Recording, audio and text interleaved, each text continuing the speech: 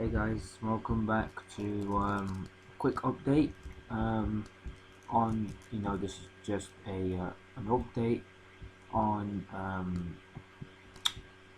what's going on around the world. Is there any tropical activity or not? Well, we have to find out. But if you, I'm gonna look at the sea surface temperatures. I'm gonna go over the Enzo, go over the sea surface temperatures. What were they were like this year compared to 2020 and 2017 to 2020 and 2003, 2004 should I say, or 5, as you can see. Right, this is what they look like now. This is what the sea surface temperatures look like right now. As you can see, got the developing La Nina, you've got the warm tongue in the North Atlantic, warm NDR, about 2 degrees, 3 degrees above the long-term average in the Gulf of Mexico, Caribbean and the NDR. And you see the La Nina turning on, showing in the Eastern Pacific. Now if you have a look at back in 2005, this time in 2005, you had like a cool, neutral, warm, neutral look. The MDR was warm, but this time a massive cool pool in the North Atlantic. Around the Bahamas were cool, warm. The Caribbean was warm, about 2 degrees above average. Gulf of Mexico was 3 degrees above average. You could see near over here, you could see that there was a little bit of the negative. You could see it was a positive PDO with cool water there and warm water here, which or negative, or it could be neutral. With cool water up here, warm water down here, which is represented for a strong hurricane season, active hurricane seasons. Now this is 2017. Show you 2017 if it would load up. This is 2017. Now you can see that developing La Nina here, but this time it has a more of a better look. Warm water up here, and you've got little splotches of cold water, and then you've got the warm NDR, which is what produced Irma, Marie, and Jose. But if you compare this cool water up here to 2005, if you look at this is cooler in average. This is a negative PDO.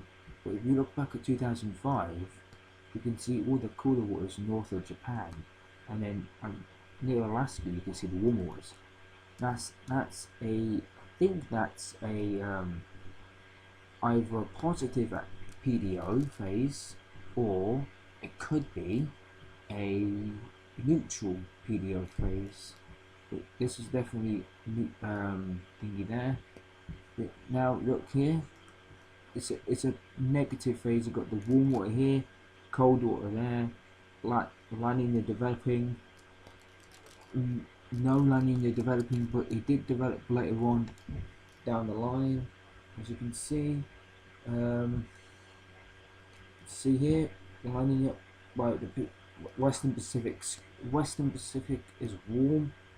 Look at 2005. Western Pacific's warm. Australian basins is cold.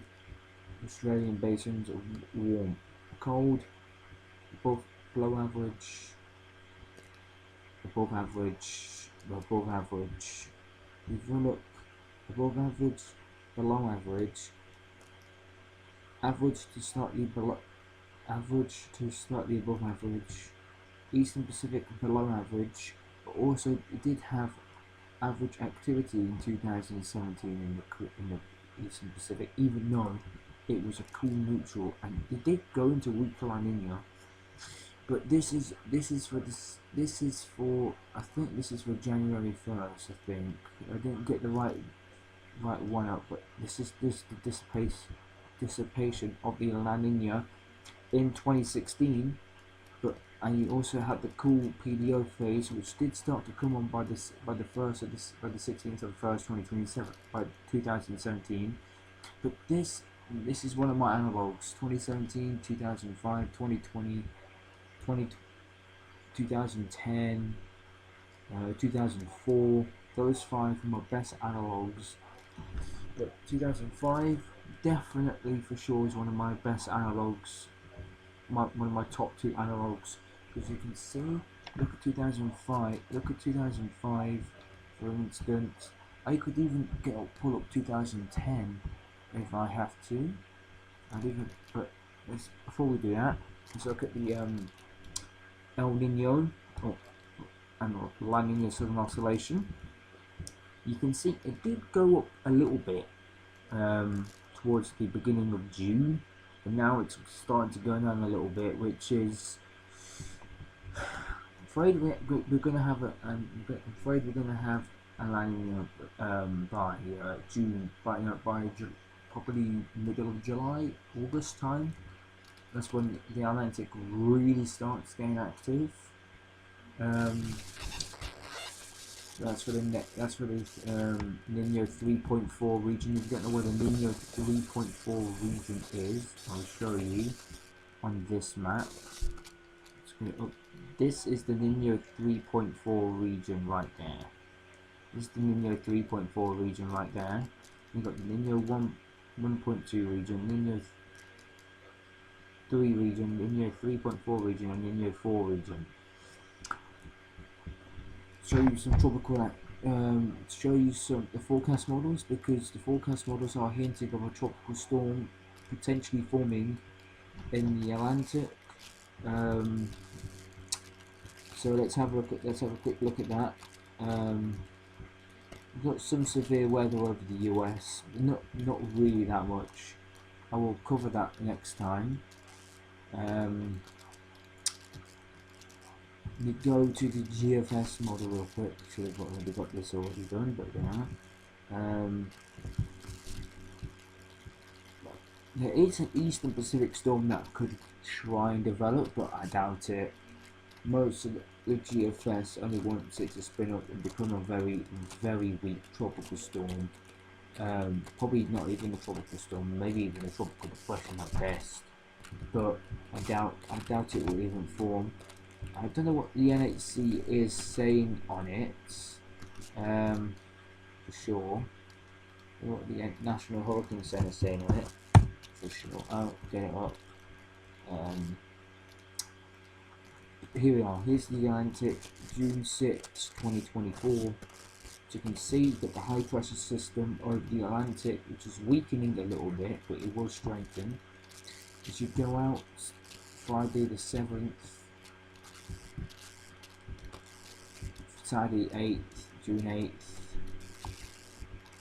you can see a little area of low pressure over here. Just keep watching near the Caribbean, near Cuba and the Yucatan Peninsula. You do see a little spin up there, but most of the models have backed that off it now.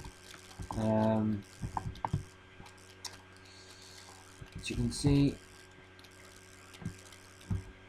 you see a little spin up, a little storm does try and develop just south of Cuba, but fails to do so by June 12th. As you can see, basically nothing is really going to form, but by June 12th there could be an area of vorticity over the Yucatan Peninsula by Friday, June 14th, which is next week.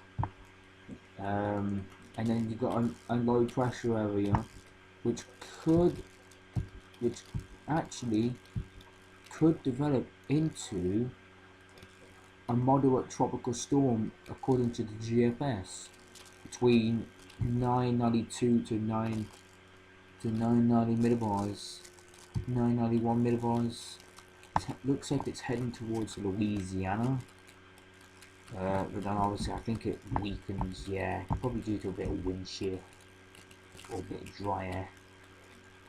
But it does make landfall near the Louisiana and Texas border, probably not as a tropical storm, probably as a very weak tropical depression.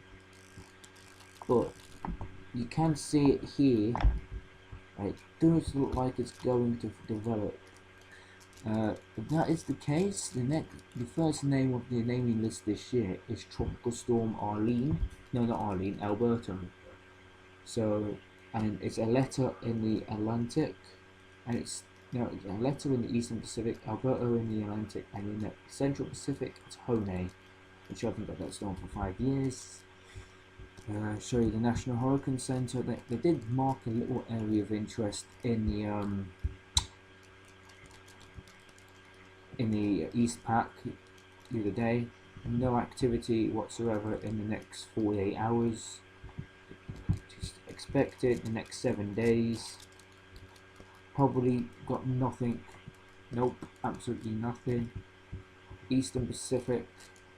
They did mark a little something, but I don't think they have marked it. Nope. Not in the 2-day forecast anyway. Probably in the they probably do have it in no 7-day forecast either. So yeah, both the East Pac and the Atlantic looks like it's going to be